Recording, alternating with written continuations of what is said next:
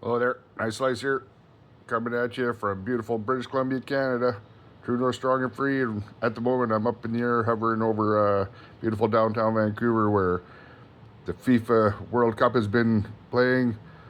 Hopefully, the noise of the chopper isn't too loud. Oh, hang on, that's a card that we picked up when Mrs. Slice and I were downtown yesterday. But that is a place called Science World of Vancouver, and they've dressed it up to look like a soccer ball. And in the background is the stadium where the games are being played. Beautiful city. So I'll just put that up here. I'm freehanding it today with the camera. Got a little bit going on. There's Angus, Elwood, and Eddie. There's another Eddie in the background there. But I had just yesterday put in some new hardware in my PM3. I purchased some Flytanium black coated titanium hardware just to pimp it out a little bit. I think it looks pretty good. Here's the bag it came in. I put all the original hardwares in there. You can see it through there, the liner tube. I still haven't. I got another aftermarket pocket clip coming, so I'll leave the titanium, the normal screws in there for now. I'll put the titanium ones in when I get the new clip. Don't know when it's going to show up. It's coming from Montreal, so it could be 3 days, it could be 3 weeks. We'll see. But I think it looks good. Still opens and closes, no problem. And you know, I did watch some videos. These PM3s, Spyderco, I think they used to make it very difficult to take their knives apart. They had red Loctite on the pivot, and the lanyard tube was peened over. You almost needed a press to get it out of there, but I'll tell you, I had no problem taking this knife apart, putting it back together. Even the inside liners came out, popped right out of there with no added leverage from any other tool other than my fingers. And I'll tell you, it came apart, went back together like a breeze. Pretty impressed with this knife. I did have to take my lanyard that I put on. Had to take that off. That's okay, I'll put another one on. But all right, enough about that knife. Went to flea market last weekend, and I picked up a couple. You saw this one. I soaked it in some penetrating oil and cleaned it up as best I could, and it's looking much better. I'm not going to open that up right now. That's a two-hander. But that one, I'm pretty happy with how that's looking. I'm still going to work on that some more. And I did pick up a couple of knives on eBay recently. I picked up the Buck 196 Mini Alpha. I believe that's rosewood handle. And this is the 154 CM. This one came all the way from Australia. The knife is in excellent condition, and the 154 CM is good steel. Right? I don't have any other knives. Well, I didn't until today. I should say I picked one up today with 154 CM, but pretty happy with that. It showed up very quickly from Australia. It took less than 2 weeks to get here. You know, it went on 2 or 3 different planes, and how many transport trucks to get to my house from the outback. I gotta say, I'm pretty happy with that. I think the 154 CM versions of this knife are probably getting pretty hard to find. You look on eBay and there's all kinds of limited editions and that out there. This is not one of them, but pretty cool little knife. And here's the sheath it came with. As always, quality sheath for buck. Right, the 196 on the back, the red leather. I like it. Now, another eBay purchase. This little beauty right here. This is a 102 Woodsman.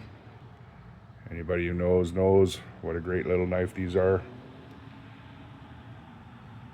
But as you can see, this is a 3-line, what is commonly known as the inverted tang stamp.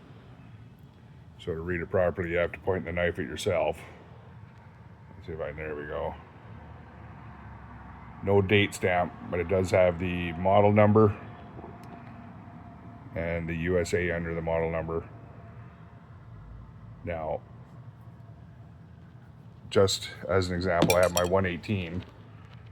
which is also a 3-line, but this is the tang stamp facing the tip, so you don't have to point the knife at yourself to read it.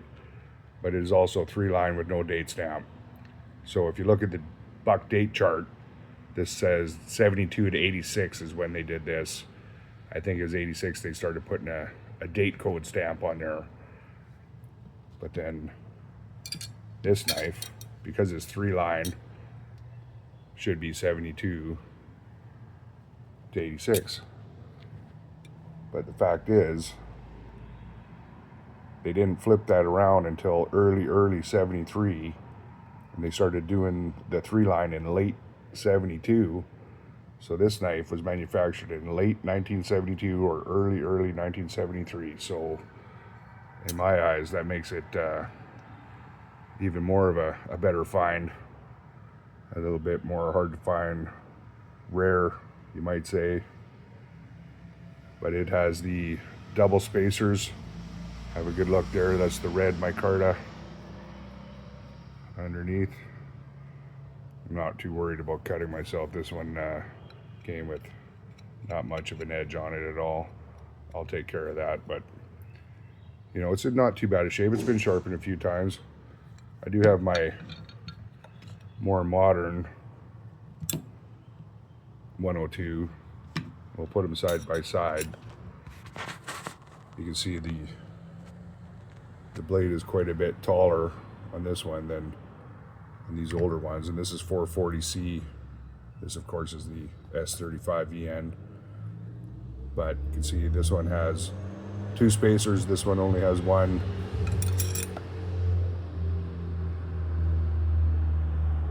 It's not in too bad a shape, this one. There is a little bit of a gouge in the handle, maybe a tiny bit of a crack starting there, but you know, this black phenolic is tough stuff. It's going to take more than that to make it fall apart. I'm just going to throw some crazy glue in there and hope for the best. And then I'm going to clean this sucker up, put an edge on it. I'll give you an update once I do that. Here's the sheath it came with as well. Fold over style pistol. And I just finished putting some otter wax on there because it was dry and stiff. So you can see it's pretty shiny. I just did an application. So we'll let that sit.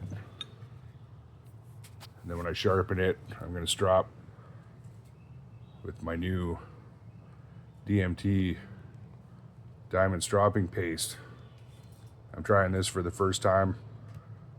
I got 3 different grits here. Here's the package it came in. Color coded. The copper 6 micron is 4,000 grit, yellow is 8,000, and the gray is 15,000. I'm going to do my best to try and put a truly polished edge on a couple of my knives. So I've just applied the 4,000 grit on this. This is a brand new Sharpal strop that I just picked up. And let me tell you, it's removed a lot of metal. You can see the metal that's in it already, and that's just from a few strokes. I put the S35 on it, and it is already doing a good job at taking away some of that toothy edge that buck puts on their knives. And from what I've done some research, S35 should take a highly polished edge. I just got to work on it. Practice, of course, that's the key for everything. Have some patience. I put this on the 4,000 grit. This is the 118 I picked up earlier this year, and let me tell you, she's got a good edge on her now. But like I said, this 72 to 73 102 I just picked up this thing. And by the way, this one came from Vernon.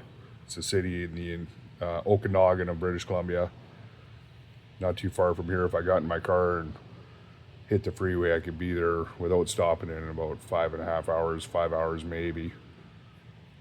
And of course, with Canada Post, it took like 4 days to get here, but who's counting? So I'll be putting an edge on this one because, like I said, this one I can run my thumb down there and not worry about cutting myself. But that's okay. 50-year-old knife needs some love. And I stropped this. You can see that edge is gleaming on that S110B. So I got another new strop coming, and I'll apply the other grits on that. And then I'll keep you posted as to my success or failure at putting a polished edge on one of my knives. Oh yeah, I got some new tools of the trade. I picked up a Weehaw Torx bit set. These are pretty good. I like those. Complement my other little Canadian Tire Special Mastercraft. Elwood, Angus, and Eddie hanging out with me today. So that's what I've been doing the last few days. Just thought I'd keep you guys updated. Hope you had a great weekend. There you have it.